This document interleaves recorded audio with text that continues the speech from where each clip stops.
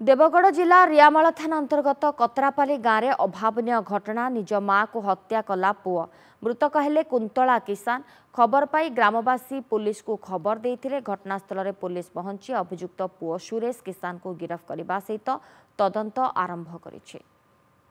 कतरापाली ग्राम रे तार सान पुओ सुरेश किसान तार माँ कुंतला किसान को टांगिया द्वारा हत्या कर पुलिस पहुंची समय को गिरफ्त कर।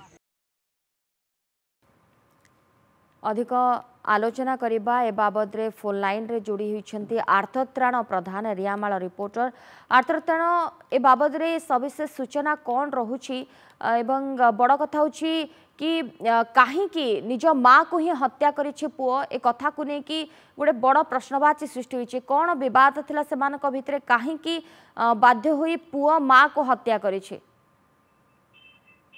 देखंतु देवगढ़ जिला रियामाल थाना अंतर्गत कतरा गतकाली विलंबित रात्रि रे कुंतला किसान को तार सान पुओ सुरेश किसान टांगिया द्वारा हत्या करथिला।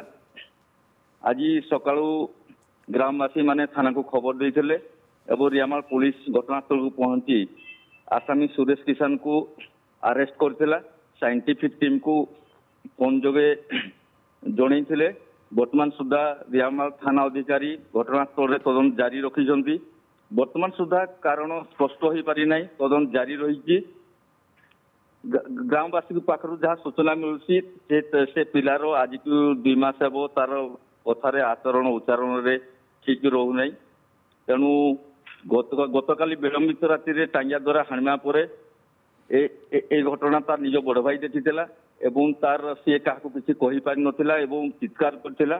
साई पड़िशा को डाकिथिला। आई सकाळु तार निज परिवार लोक आसीथिले, तार बंधु बांधव आसीथिले। तापरे रियामाल पुलिस को खबर देथिले। पुलिस घटनास्थल को पहुंचीथिला एवं आसामी को गिरफ्त करथिला।